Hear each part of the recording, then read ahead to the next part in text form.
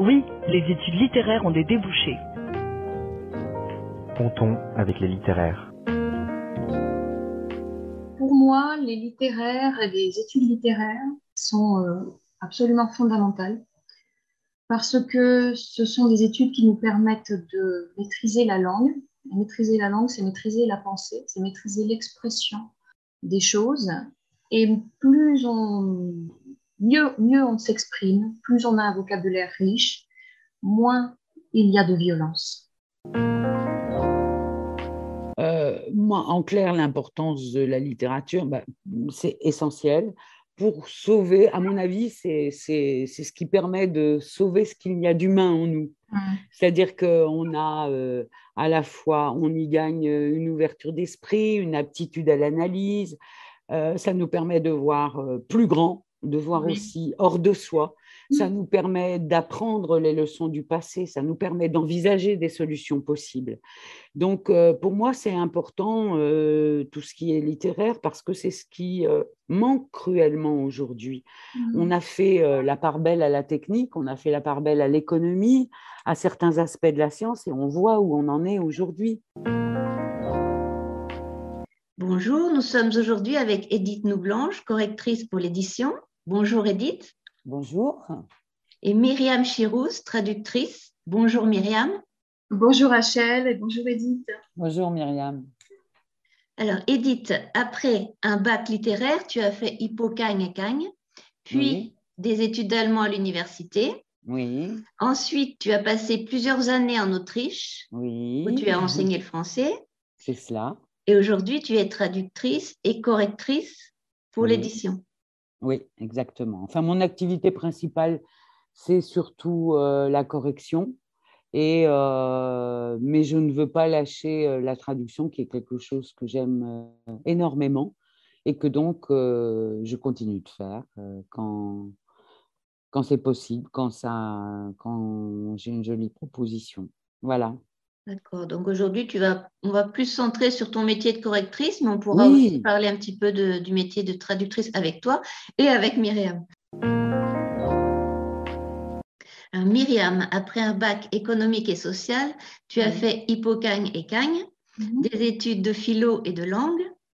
Et ensuite, tu es allée vivre en Espagne où tu es devenue traductrice et autrice.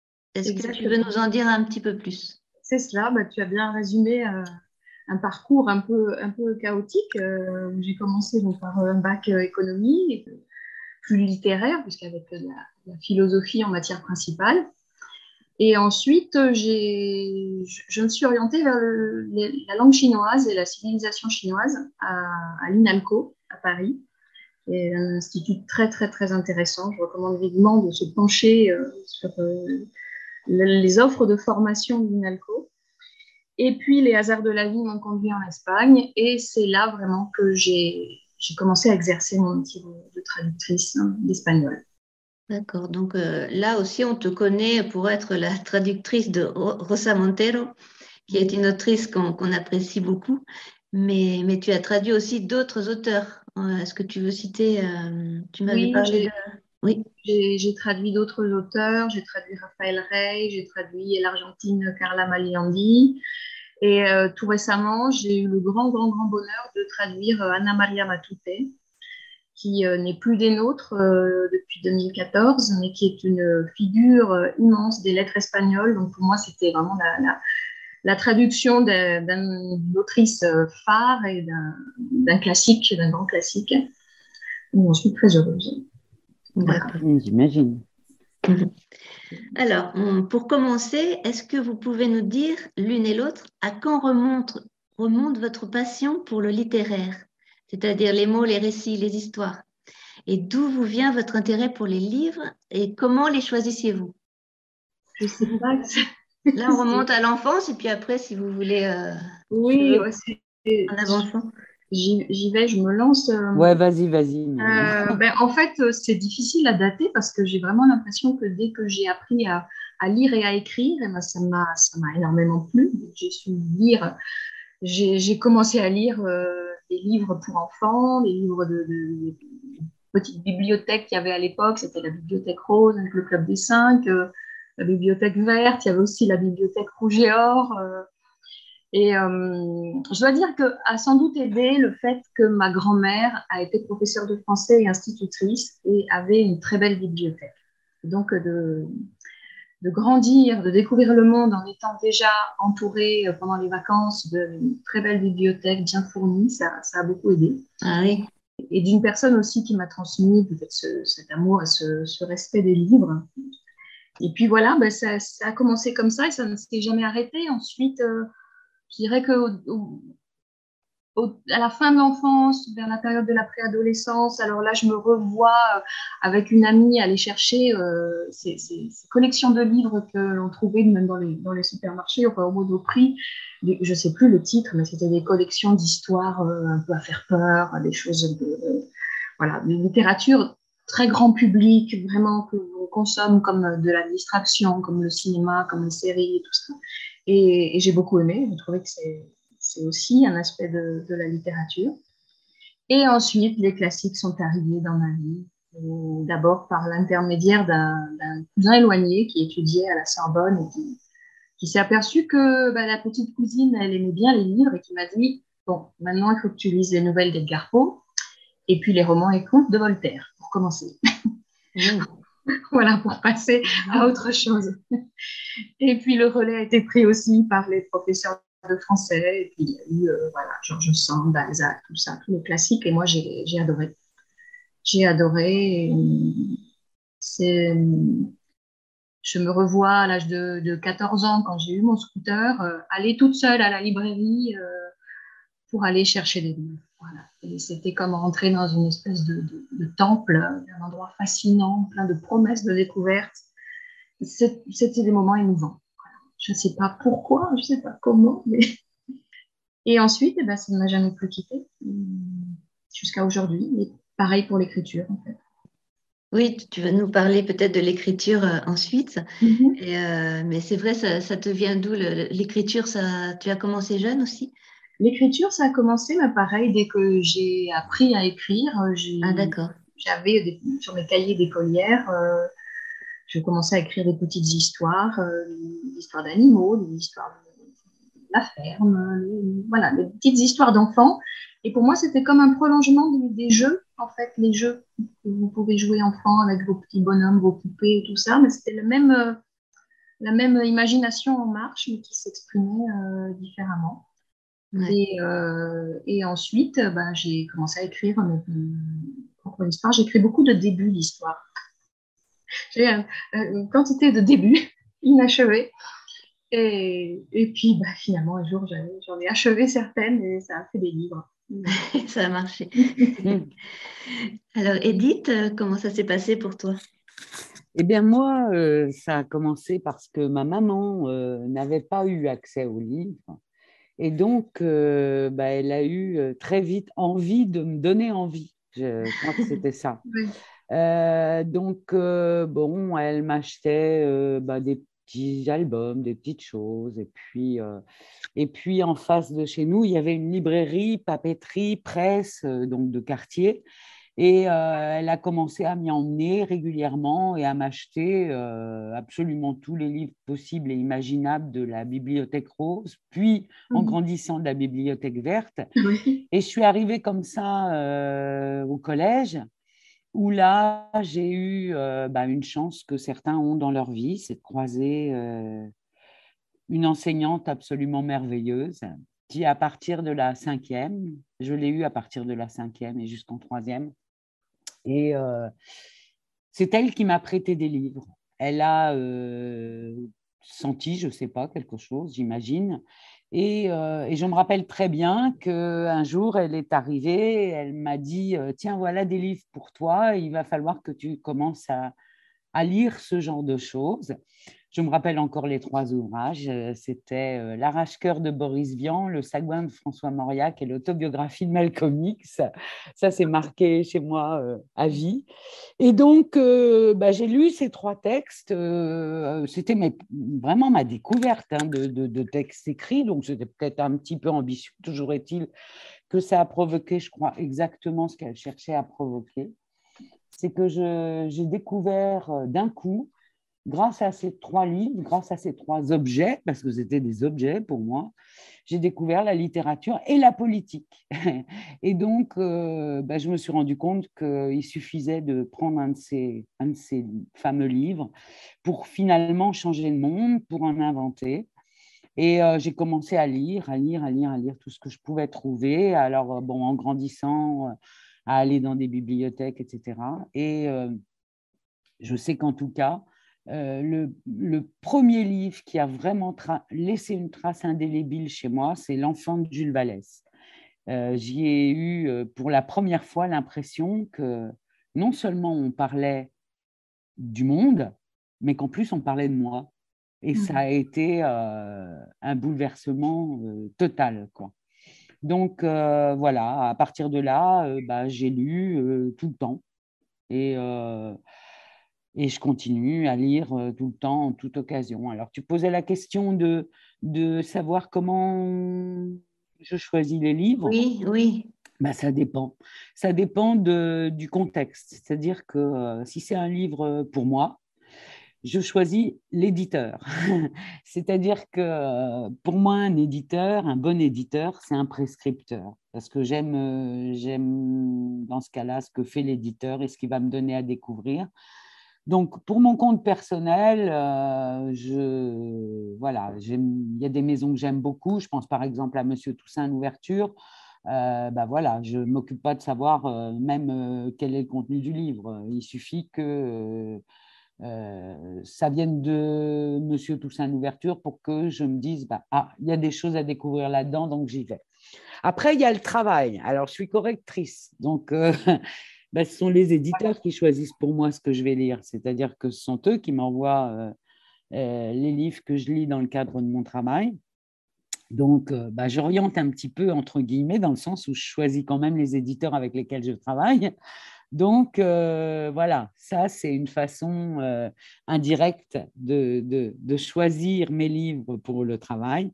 Et puis, je fais des chroniques aussi à la radio. Et là, je choisis encore différemment. C'est-à-dire que je consulte ce qui se passe dans le monde du livre, je regarde les nouveautés. Là, je consulte les présentations d'ouvrages, ce que je ne fais pas nécessairement pour moi. Je ne lis jamais une 4e de couverture, par exemple. Mais là, pour les chroniques, je le fais. Et puis, j'essaie de lire ceux qui correspondent à la fois à ce qui m'intéresse et puis à ce qui peut intéresser les auditeurs auxquels je m'adresse. Voilà. Oui, donc tu lis énormément, Edith. Hein. Moi, de toute façon, c'est mon boulot. Donc déjà, je fais ça toute la journée. C'est-à-dire que quand j'arrête de lire pour moi, je me mets au travail et donc je me mets sur le manuscrit qui va paraître. Donc, je lis à l'avance ce qui va sortir par la suite. Donc, je suis obligée, quoi. Moi, le livre, c'est ma vie, quoi. C'est tout. Voilà, il n'y a pas d'autre description, il n'y a pas d'autre. D'accord. Alors, pour parler un petit peu de vos études, est-ce que vous voudriez nous parler de vos années en prépa littéraire, savoir quels souvenirs vous en gardez et en quoi elles ont été formatrices? Tu veux y aller, Myriam ou... Oui, j'y vais. Allez, vas-y. Et moi, j'ai fait ma prépa, donc Hippocagne et Cagne, au lycée Masséna à Nice. Donc, une prépa de province dont l'ambiance était quand même assez tranquille, hein, je veux dire, par rapport à des choses que j'ai pu entendre sur les prépas parisiennes. On était quand même assez détendus, relativement détendus, je dirais, dans cette prépa. Il y avait une ambiance de bonne camaraderie et les professeurs nous ont donné, je crois, surtout beaucoup de méthodes, beaucoup de méthodologies pour, par exemple, savoir faire un résumé, savoir faire un exposé, savoir exposer ses arguments, savoir, voilà, toute une espèce de savoir-faire qui est ce que j'en ai retiré, je pense, le plus. Mais ça s'est plutôt bien passé. Je ne me suis pas arraché les cheveux, je n'ai pas fait des crises de larmes, de dépression pendant mes années de prépa. Donc, ça va. Et, voilà. Et toi, tu l'as fait où, Edith? Alors moi, je l'ai faite à Orléans et j'ai un sentiment absolument opposé Ah oui. à celui de Myriam. En fait, j'ai atterri en prépa littéraire parce que j'ai eu la riche idée d'accompagner une de mes copines qui faisait remplir son dossier à sa prof principale. Et c'était au lycée, ça, et la prof que je n'avais pas en cours, qui était prof d'allemand, m'a dit et toi, Edith, parce qu'elle assistait au conseil de classe, donc elle me connaissait indirectement, elle m'a demandé, elle m'a dit, et toi, Edith, qu'est-ce que tu fais? J'ai dit, bon, moi, je vais à la fac. Et elle m'a dit, quoi, tu vas à la fac? Elle m'a dit, va chercher un dossier, reviens et je vais t'aider à remplir un dossier pour entrer en Hippocagne. Je n'avais aucune idée de ce qu'était Hippocagne et Cagne. En fait, je découvrais un monde que j'ignorais totalement. Je l'ai dit tout à l'heure, dans ma famille, il n'y avait pas de livre. Mes parents n'avaient pas fait d'études, ils n'avaient aucune idée de ce monde-là. Il n'y avait pas de livre chez moi, à part, je vous dis, la bibliothèque rose et verte quand j'étais petite, et puis le catalogue par correspondance qui arrivait. Donc, c'était un peu juste quoi, pour envisager Hippocagne et Cagne, dont j'ignorais l'existence. Et je suis rentrée en Hippocagne. Honnêtement, je ne savais absolument pas ce que c'était.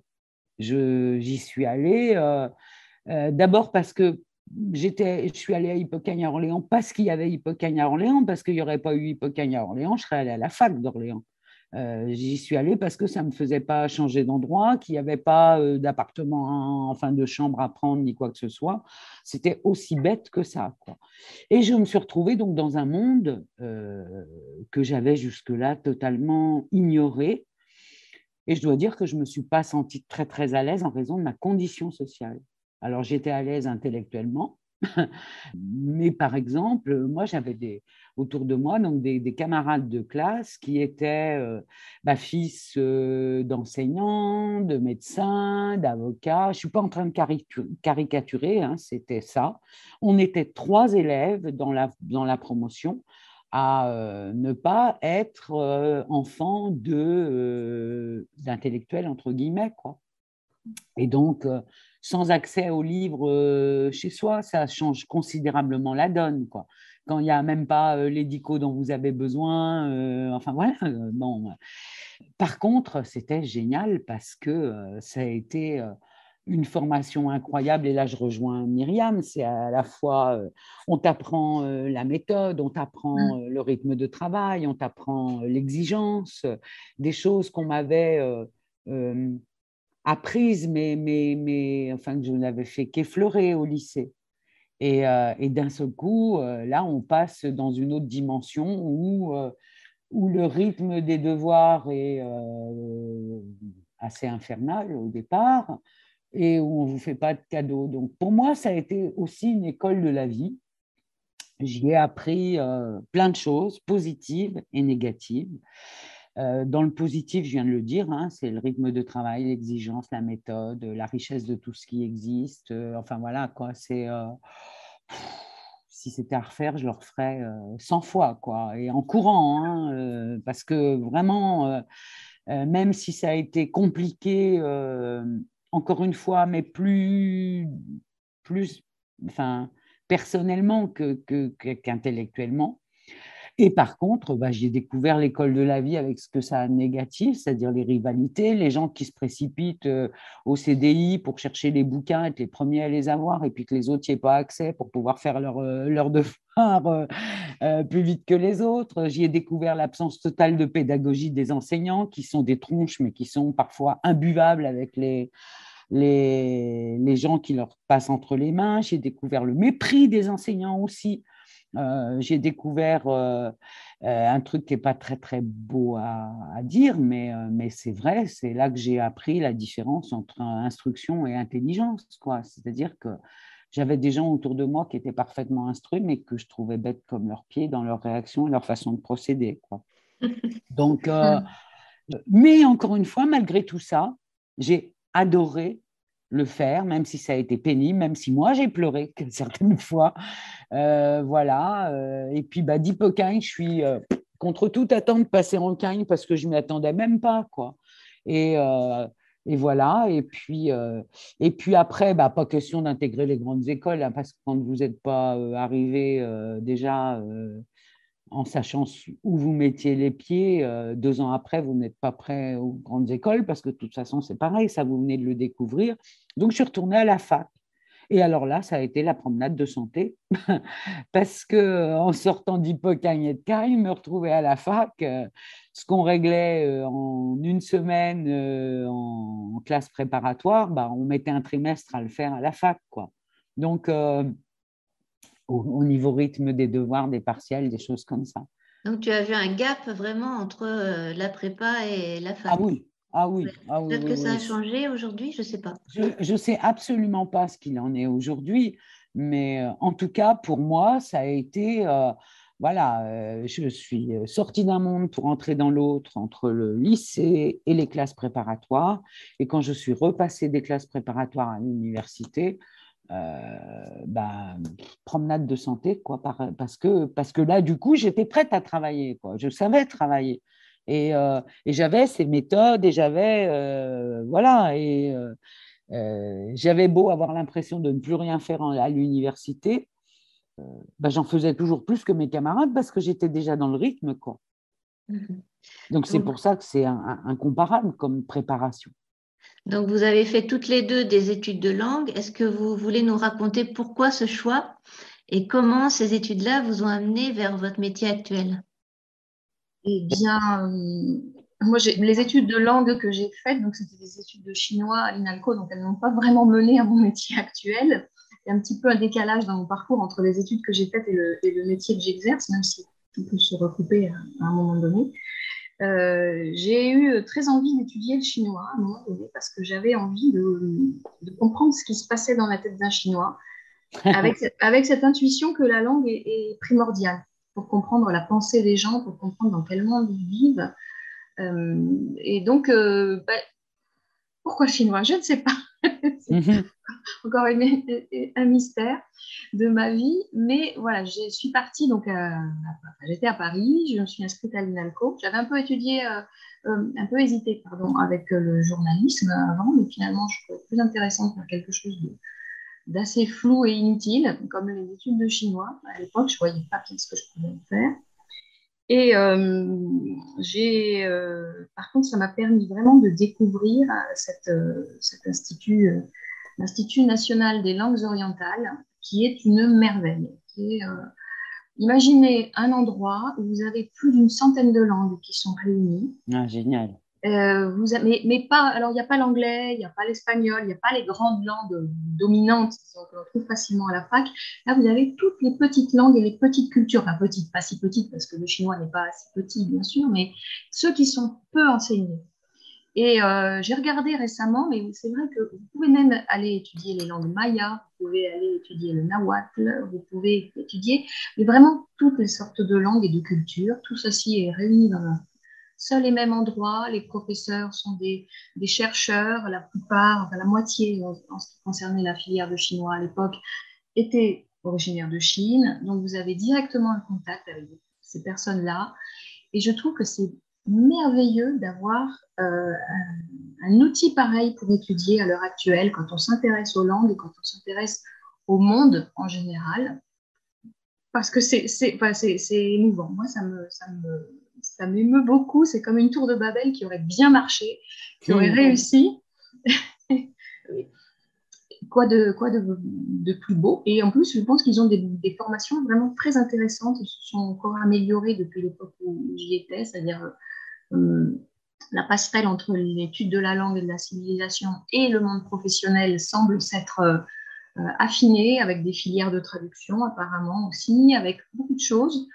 Donc oui, ça c'est un bel endroit pour les littéraires qui nous écoutent et qui sont curieux du monde. Vraiment, allez faire un tour sur le site et voyez si vous avez quelque chose qui vous attire de ce côté-là. Ça fait envie, hein. Moi, j'y retournerais bien, hein, du coup. J'ai vu qu'ils faisaient aussi des MOOC et de la formation à distance parce que tout ça s'est amélioré, modernisé depuis les années 90. Internet ne fait pas encore vraiment. Et du coup, il y a là aussi de la formation continue. Donc, quelque part, je me dis, tiens, pourquoi pas. ouais. Non, c'est vrai que c'est tentant. J'ai vu une filière de judéo-espagnol, le fameux judéo-espagnol. Ah oui. tient donc cette langue. Bon, on rentre dans des domaines assez pointus et spécialisés. Mais oui, c'est un très très bel endroit pour étudier des langues. D'accord. Donc toi, Edith, tu as fait des études d'allemand? Oui, alors moi j'ai choisi de faire des langues parce que je déteste m'ennuyer.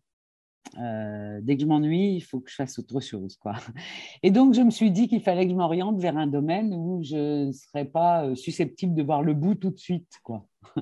Donc, je ne sais pas pourquoi, dans mon imaginaire, c'était il faut que j'étudie la langue car elle est inépuisable. Voilà, une langue. Donc, c'est pour ça qu'en fait, je me suis orientée vers l'allemand.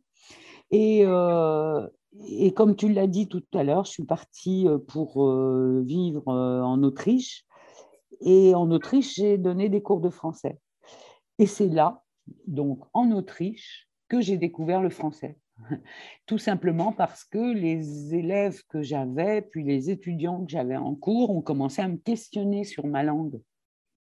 Et je me suis sentie incapable de leur répondre parce que là, j'ai découvert qu'on maîtrisait différemment sa langue natale et la langue qu'on apprenait.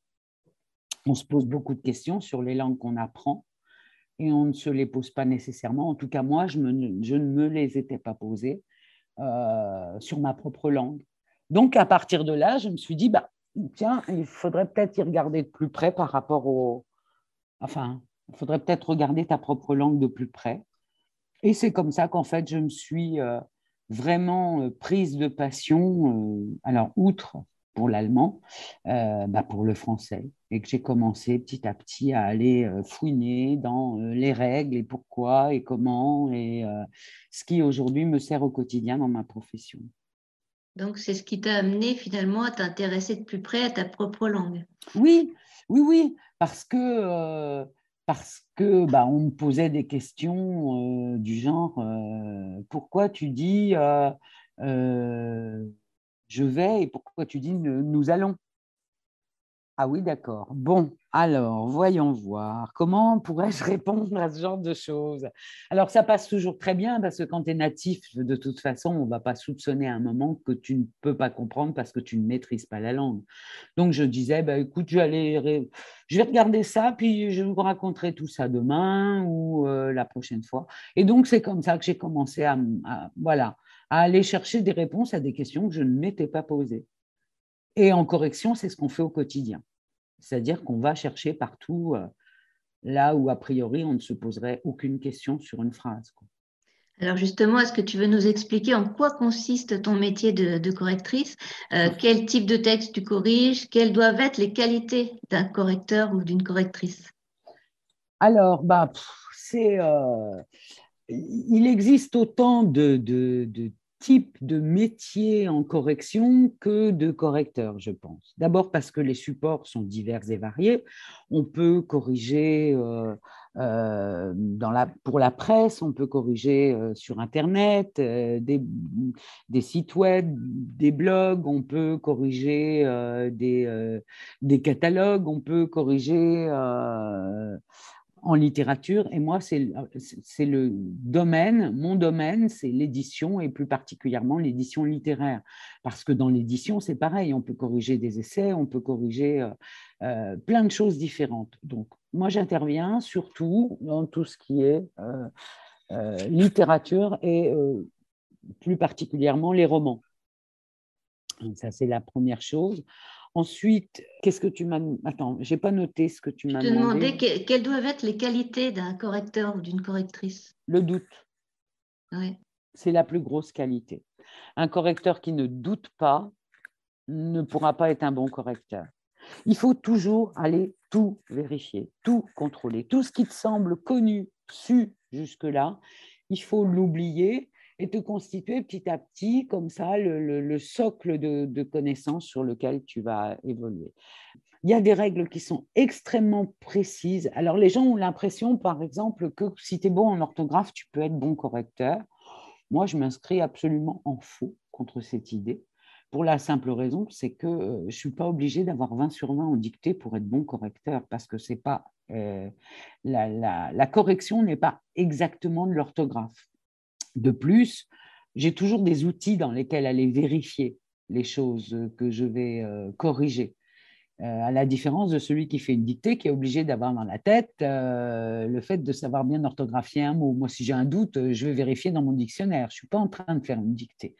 Mais il faut vraiment tout contrôler. Donc, un correcteur, il intervient sur l'orthographe, bien sûr, sur la grammaire, mais aussi sur la ponctuation, sur tout ce qui est typographie, orthotypographie, qui est aussi du domaine du contenu, parce qu'il ne suffit pas seulement d'avoir une phrase qui exprime quelque chose, mais encore faut-il que la phrase exprime quelque chose de juste.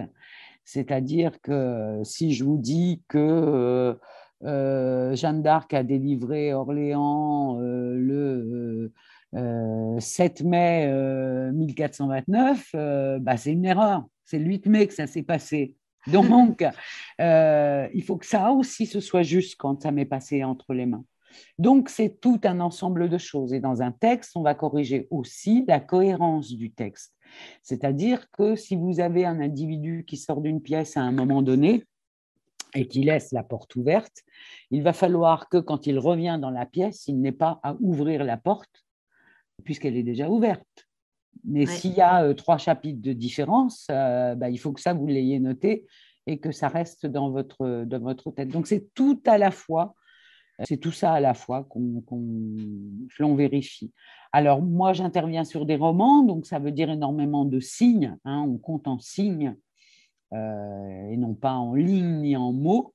Donc, un roman, on va dire que si c'est une novella, on va compter 150 000 signes et on va pouvoir corriger. Moi, ça m'est arrivé jusqu'à 1 500 000 signes. Donc, garder à l'esprit ce qui se passe pendant aussi longtemps, c'est un véritable exercice, ça aussi.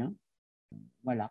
Donc, ça demande énormément de concentration, mais encore une fois, pour moi, la qualité principale, c'est le doute, parce qu'il faut toujours aller vérifier. On a toujours des surprises sur des genres, par exemple.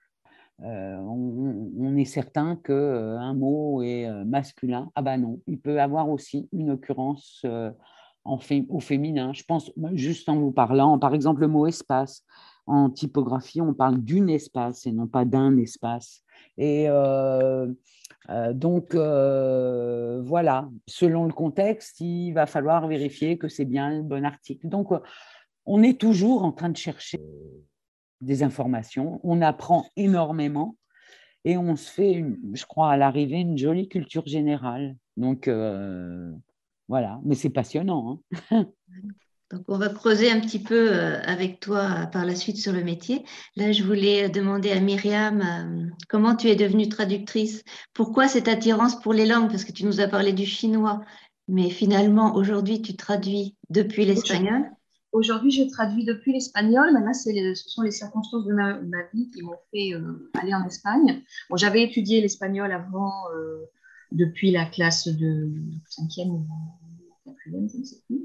J'ai eu la chance d'avoir une très bonne professeure qui m'a donné de très bonnes bases, qui était espagnole elle-même et qui m'avait même aussi offert des livres offerts en espagnol. Donc, il y avait déjà quelque chose qui était présent. Et bon, c'est peut-être anecdotique aussi, mais pour moi, la langue espagnole était aussi présente dans mon enfance à travers des amis de mon père qui revenaient du Pérou, qui avaient fait l'Amérique du Sud. Et donc, j'ai entendu beaucoup parler et surtout chanter en espagnol. Donc, les sonorités étaient présentes. Et donc, quand je suis partie en Espagne, j'ai commencé là-bas à enseigner le français, un peu comme Edith en Autriche. Et puis, je savais que ce n'était pas mon métier d'enseigner. Ça demande des capacités que je pouvais avoir pendant un temps, mais je ne me sentais pas de faire une carrière dans l'enseignement du français. Et par contre, ce que j'aimais, c'était écrire. Et je me suis dit que traduire, écrire, c'était quand même assez proche. Ça utilisait la langue, le texte, la capacité de rédaction. Et donc, j'ai commencé en travaillant pour des agences, en faisant des petites traductions un peu à droite à gauche de choses et d'autres, de sites internet, de catalogues, de brochures pour des entreprises, donc vraiment du tout venant. Aide beaucoup le fait que j'étais effectivement native française, donc on savait que si je n'étais pas diplômée en traduction, j'allais fournir un texte de qualité en français. Ensuite, j'ai fait une petite école sur Madrid de traduction, des cours du soir, on dirait, pour ajouter une ligne à mon CV. Et de fil en aiguille, eh bien, j'ai commencé comme ça dans la profession, en travaillant pour des agences. Il faut savoir qu'en général, la profession de traducteur, c'est une profession là aussi très vaste. Et en fait, plus qu'une profession, c'est une capacité, c'est une habileté que vous avez et que vous pouvez exercer de bien des façons. Vous pouvez l'exercer sous différents statuts et finalement en exerçant différents métiers. Parce qu'il y a la traduction écrite, il y a aussi la traduction orale, on parle à ce moment-là d'interprétariat. Il y a encore deux façons de pratiquer l'interprétariat, selon qu'on travaille en cabine pour des conférences, et donc on fait de l'interprétariat simultané, ou alors les interprètes qui accompagnent des personnalités, des hommes politiques, et qui à ce moment-là font de l'interprétariat successif. La personne parle, puis vous traduisez ensuite oralement. Donc, tout ça, ce sont des métiers différents qui peuvent s'exercer aussi bien dans un statut d'indépendant ou avoir un statut d'auteur quand vous travaillez pour des éditeurs ou alors travailler au sein d'entreprises, au sein d'organisations. Voilà, donc c'est un métier qui fournit un éventail très large de possibilités d'exercice. Et donc, moi, je savais que ce que j'avais envie de faire, c'était de travailler dans ce qui me plaît, c'est-à-dire dans l'écriture, dans les livres, la fiction, et en indépendante, et puis chez moi. Voilà. Et donc, petit à petit, ça s'est fait. Et j'ai eu le grand plaisir à ce moment-là de rencontrer Rosa Montero par l'intermédiaire des cours de français. Puisque un jour, la personne qui est chargée d'orienter les formations à l'Alliance française de Madrid, où j'étais, m'a appelé, m'a dit tiens, on a Rosa Montero qui nous a demandé des cours de conversation en français pour aller en France parler de son livre qui va sortir. Et donc, on a pensé à toi, puisque tu écris aussi, ça t'intéresse, donc vous allez avoir des choses à vous dire. Et donc, je suis allée lui donner des cours de français, des cours de conversation. Et en très, très, très peu de temps, on a très vite connecté. Et ça a été le début de conversations passionnantes avec elle autour de la littérature. J'imagine. Ah oui, oui, oui, c'était merveilleux. J'ai même pas eu besoin de lui dire que j'écrivais depuis toujours. Au bout de la deuxième ou troisième séance, c'est elle-même qui m'a dit mais en fait, toi, tu écris, mais rien. Non, oui, mais je suis en train d'écrire un livre. Alors, elle était très, très intéressée. Elle a voulu lire le livre que j'écrivais. C'était vraiment formidable. Et quand elle était prête à partir à Paris, moi, en même temps, je faisais cette formation, ces cours du soir de traduction, et j'avais vraiment envie de passer de la traduction d'agence à une traduction qui me plaise un peu plus. Et j'ai traduit le premier chapitre d'un de ses livres précédents. J'ai bien fait mon CV, et quand je suis allée la voir, je lui ai dit j'aimerais beaucoup devenir ta traductrice. Et je lui ai tendu tout ce que j'avais préparé. Et elle a eu un grand sourire, elle a dit ce serait merveilleux. Et donc, elle a amené elle-même ma candidature à Anne-Marie Métayer. Magnifique. Ah oui. Voilà le conte de fées. Voilà le conte de fées. Donc, ça, c'était il y a plus d'une dizaine d'années, presque une quinzaine d'années maintenant. Et je continue fidèlement à traduire pour Anne-Marie Métayer.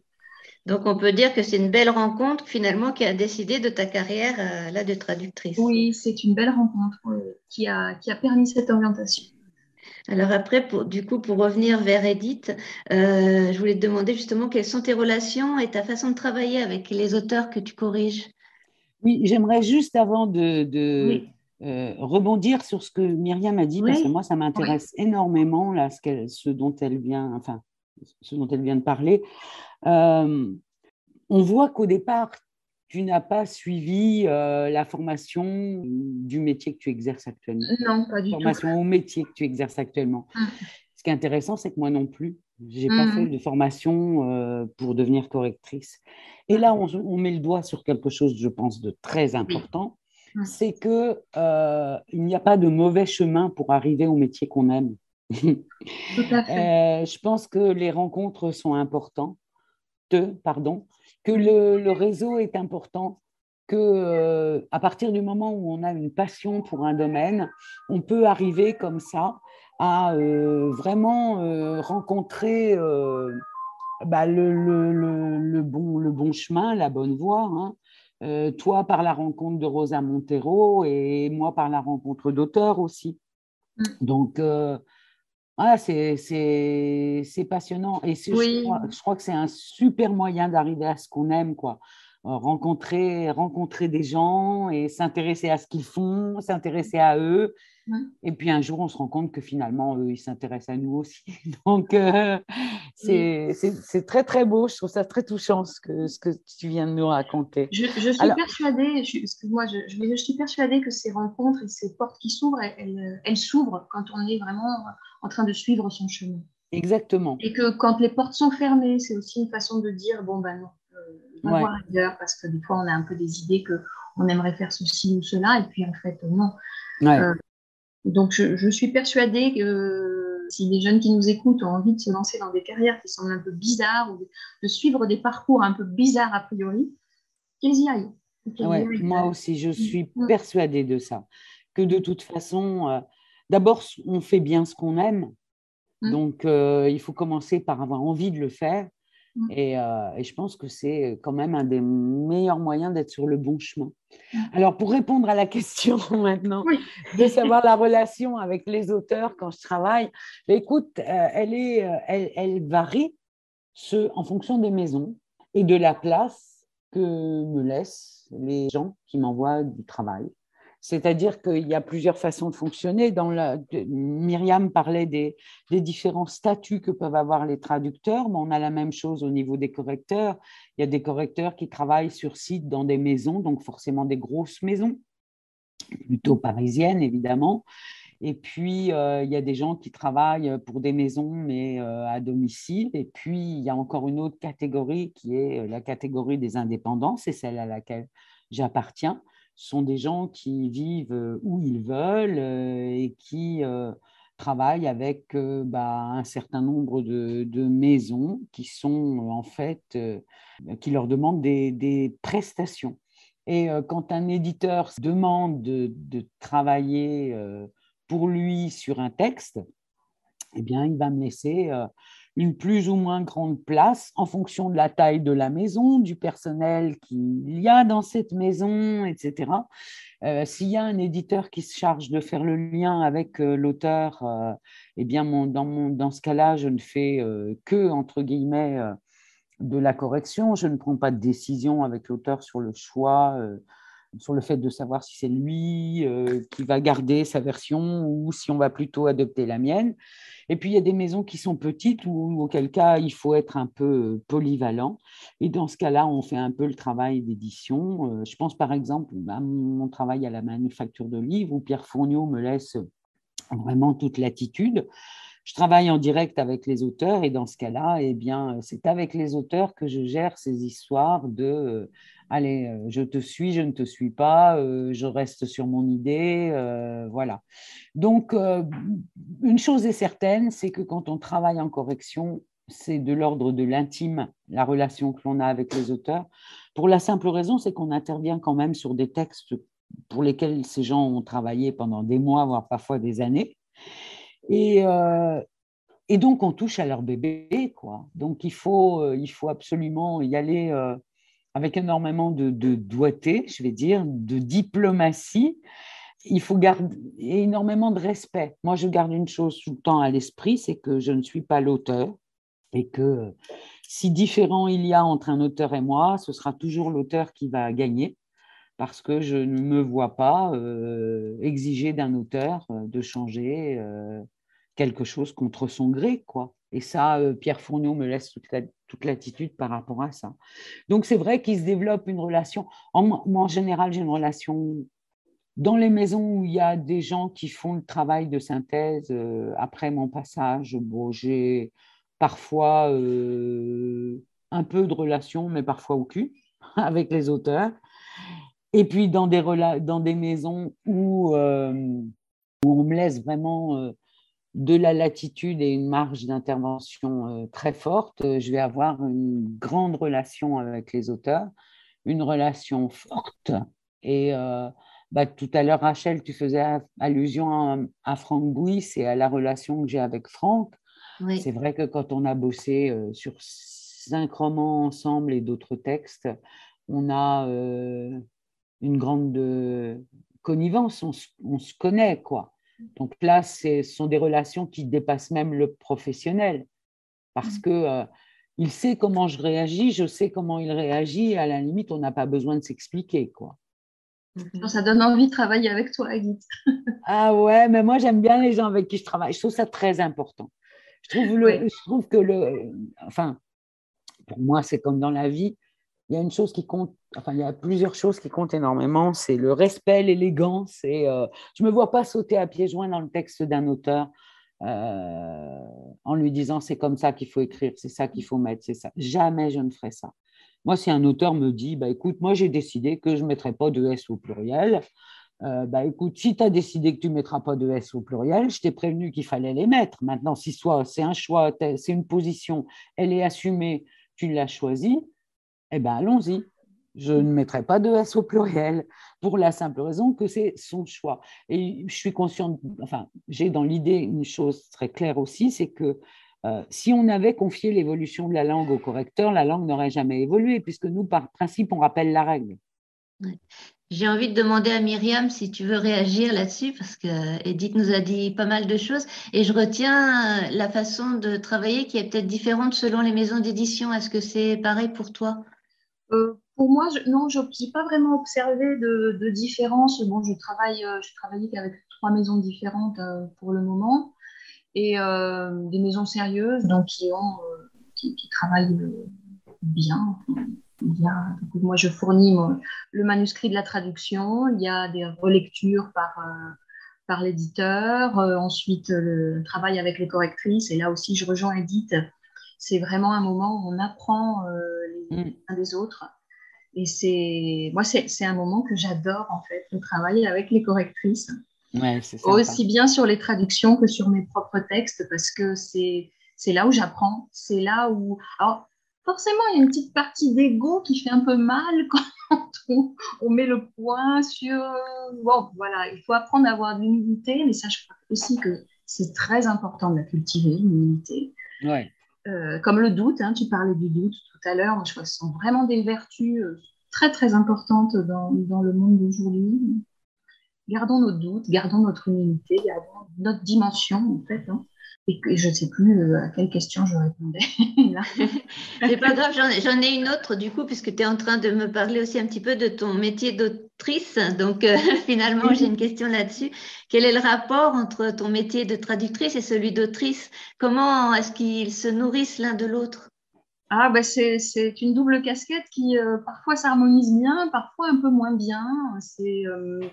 Bon, déjà, je dirais que le métier d'autrice comporte toute une partie qui n'est pas dans le métier de traductrice, qui est vraiment l'imaginaire, la création de l'œuvre, la partie invisible de l'iceberg, en fait, tout ce qui est caché, tout ce qui est les années, dans mon cas, ce sont des années passées à tourner des idées dans ma tête, à trouver une histoire, à la décoller, à créer des personnages, à réfléchir. Enfin voilà, tout ça, le traducteur n'a pas à le faire.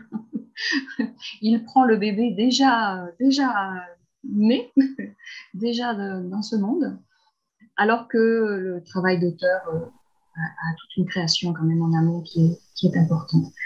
Ensuite, parfois ça se mélange bien, je dirais, parce que je sens que les textes que je suis en train de traduire et ceux que je suis en train d'écrire ont des points communs, il y a des passerelles, donc c'est plus facile au quotidien d'alterner, de passer de l'un à l'autre. Et parfois, c'est un petit peu plus dur, comme en ce moment, je suis en train d'écrire un livre, et puis je traduis un livre espagnol qui n'est pas du tout dans un style que j'aurais envie d'adopter. Et c'est un peu comme les lectures, quoi. Des fois, on se laisse un peu influencer par ce qu'on est en train de lire ou de traduire. Et du coup, quand je reviens à mon texte à moi, c'est deux styles très différents. Est-ce que tu aurais, pardon, je te coupe, mais est-ce que tu aurais envie de nous citer certains de tes titres pour justement nous expliquer, enfin, prendre appui peut-être sur… Oui, alors dans mes titres en tant qu'autrice, il y a mon premier roman, Miel et vin, qui est une grande fresque, une histoire d'amour qui se passe sous la Révolution française. C'est très romantique, c'est un peu gothique aussi, c'est très sombre avec des personnages tourmentés. J'ai eu quelques comparaisons avec Les Hauts de Hurlevent. Alors là, vous voyez, c'est un de mes livres préférés, donc je suis ravie. Mais voilà, pour vous peindre un petit peu l'ambiance. Et alors que le livre, ça c'est plutôt mon style, c'est plutôt ce que j'aime écrire, aller fouiller la psychologie de personnages tourmentés, même dans la sobriété d'un autre texte qui s'appelle Le Sanglier, que j'ai écrit, où je décris au contraire une journée, c'est pas une grande fresque, c'est 24 heures dans la vie d'un couple, le samedi ils vont au supermarché, donc là on est vraiment loin de tout le décorum de la Révolution française, mais il y a quand même des personnages, des personnes à fouiller, à aller voir ce qui se passe en eux, et mon écriture est plutôt une écriture sensorielle et poétique. Et là, je suis en train de traduire un livre qui est passionnant, mais qui est comme un film d'action, en fait, qui raconte les débuts de l'aéropostale avec les parcours de Saint-Exupéry, Mermoz, Guillaumet. Donc, je suis tout le temps en train de braquer des leviers, de piloter, de faire… Enfin, c'est plein d'actions. C'est plein d'actions, les phrases sont courtes. C'est un style vraiment à la hache, hein. Donc, j'ai vraiment du mal, quand je sors de mon travail de traductrice dans la journée, prendre mon manuscrit à moi le soir et de retrouver la voix de mes personnages. Donc, je pense que je vais gérer un petit peu autrement. C'est-à-dire, je ne peux pas les passer de traductrice à autrice dans la même journée. Je vais garder des journées pour la traduction et des journées pour l'écriture. Et comme ça, la nuit de sommeil au milieu va reposer mon cerveau pour me permettre de m'y retrouver. Voilà. D'accord. Donc, j'ai envie de demander à Edith aussi. Edith, toi aussi, tu as deux casquettes, donc correctrice et traductrice, comme on a dit. Est-ce que toi, tu veux nous parler de ça aussi, comment ces deux activités peuvent se nourrir l'une l'autre? Je trouve qu'il y a il y a une assez grande similitude entre les deux activités, je trouve. Il y a dans le sens où, pour moi, le correcteur et le traducteur sont les deux personnes qui connaissent le mieux un texte après l'auteur. Oui, je pense. Ce sont les deux activités dans lesquelles on se penche vraiment sur sur chaque mot. Quelqu'un qui va lire, il va passer d'un mot à un autre. Nous, on est obligé, en traduction comme en correction, de s'arrêter à chaque mot, de penser à ce mot, de se demander pourquoi il est là, pourquoi il existe, pourquoi on a mis ce mot-là plutôt qu'un autre, et à cette place, et est-ce que c'est bien la bonne, et est-ce que si on change, ça change le sens de la phrase, etc. Donc, moi, je vois en ce sens-là pas mal de ressemblances. Je vois aussi des ressemblances dans le fait de pouvoir exercer, comme le disait Myriam, de chez soi ou d'ailleurs, mais en tout cas d'exercer dans l'endroit où on est à un moment donné. Donc, une grande liberté finalement. Je vois aussi une liberté dans les textes que l'on va choisir. Myriam a expliqué comment elle est arrivée à ce qu'elle avait envie de traduire. Et je crois qu'on peut en correction comme en traduction faire des choix, même si effectivement à un moment donné on peut être guidé par l'alimentaire, etc., hein, le besoin de gagner d'argent pour vivre, parce que ça c'est quelque chose qu'il ne faut absolument pas occulter. Mais voilà, dans ce sens-là, je rapprocherais correction et traduction. Pour moi, je vois aussi le fait que ce sont des œuvres de longue haleine, dans le sens où on va passer du temps sur un roman, que ce soit en correction ou en traduction, et dans ce cas-là, on est immergé dans le texte en question et on ne va pas se perdre ailleurs, hein. Myriam l'expliquait, la différence qu'elle fait entre les moments où elle écrit et les moments où elle traduit, et le fait de ne pas pouvoir mélanger les deux. Eh bien, quand on est en correction, on a du mal à aller voir ailleurs aussi, hein. C'est difficile, oui. Oui, oui, parce qu'on est dedans, quoi. On est dans l'écriture. Et donc, en ce sens-là, pour moi, il y a vraiment des similitudes. Voilà. Et j'aurais une question pour toi, Edith. Est-ce que dans ton travail de correctrice, tu sens une différence quand tu corriges un manuscrit original en français ou bien une traduction? Alors, honnêtement, je n'en vois pas beaucoup, si ce n'est qu'au lieu d'avoir l'auteur comme interlocuteur, je vais avoir le traducteur. Mais quand les traducteurs, et c'est généralement le cas, sont appliqués, soucieux de bien faire, en empathie aussi avec l'auteur, parce que ça aussi, c'est un caractère qu'a le traducteur, hein, en littérature. C'est ne pas trahir le texte, rester, en donner le meilleur reflet, etc. Du coup, j'irais presque jusqu'à dire, il est autant défenseur du texte que l'auteur peut l'être. Et donc, à ce niveau-là, il n'y a pas grande différence.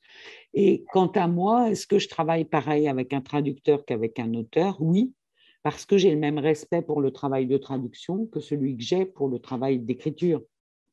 Je sais très bien que quand un traducteur a choisi de mettre un terme, il ne l'a pas mis au hasard. Il a réfléchi avant. Il a passé du temps. Et donc, je ne vais pas intervenir et échanger en lui disant bah non, bah là, il vaudrait mieux mettre ce mot-là, ce mot-là, ce mot-là, sans expliquer la raison pour laquelle ça devrait être. Il faut le persuader de la même façon qu'on persuadera un auteur. Il ne faut pas changer comme ça gratuitement, quoi, parce qu'on a envie. Je voulais vous demander pourquoi, selon vous, le littéraire et les littéraires sont importants dans une société et que faites-vous, que comptez-vous faire pour valoriser les études littéraires et les métiers littéraires? Tu y vas ou j'y vais? Oh, je peux y aller. Je peux y aller. Pour moi, les littéraires et les études littéraires sont absolument fondamentales parce que ce sont des études qui nous permettent de maîtriser la langue. Et maîtriser la langue, c'est maîtriser la pensée, c'est maîtriser l'expression des choses. Et mieux on s'exprime, plus on a un vocabulaire riche, moins il y a de violence. Et au jour où nous enregistrons ce podcast, l'Ukraine est attaquée par la Russie. Je pense que plus on peut parler, mieux le monde sera. C'est pas très bien tourné ce que j'ai dit là. Si, ça mérite d'être clair. Je pense qu'aujourd'hui tout particulièrement, je me sens très émue par cette situation et que arriver à parler, arriver à maîtriser les paroles et avoir une finesse d'expression, dire les choses plutôt que les vivre avec violence, on en a énormément besoin. Donc, venez les littéraires, venez à la rescousse, venez sauver le monde. Voilà. Edith, es-tu d'accord? alors moi, je rejoins bien évidemment Myriam sur ce qu'elle vient de dire, sur le fait de pouvoir exprimer des choses, de savoir comment les exprimer, comment discuter, etc. Moi, en clair, l'importance de la littérature, c'est essentiel pour sauver, à mon avis, c'est ce qui permet de sauver ce qu'il y a d'humain en nous. C'est-à-dire qu'on a à la fois, on y gagne une ouverture d'esprit, une aptitude à l'analyse, ça nous permet de voir plus grand, de voir aussi hors de soi, ça nous permet d'apprendre les leçons du passé, ça nous permet d'envisager des solutions possibles. Donc, pour moi, c'est important tout ce qui est littéraire parce que c'est ce qui manque cruellement aujourd'hui. On a fait la part belle à la technique, on a fait la part belle à l'économie, à certains aspects de la science et on voit où on en est aujourd'hui. Voilà. Je pense qu'il faudrait améliorer la place des littéraires, d'abord en considérant que la pensée est une compétence. Il faudrait peut-être laisser moins de place à ceux qui donnent l'illusion de penser en ayant la tête creuse, moins donner la parole aux imposteurs. Ce que j'appelle les imposteurs sont des gens qui viennent nous donner des leçons sur des choses dont ils n'ont aucune idée. Tout à fait. Voilà. Et quant à savoir ce que moi je fais en ce sens, c'est tout simplement déjà faire en sorte de bien faire mon métier. Et puis, mon métier, quel est-il depuis toujours? Je pense que c'est passer. transmettre.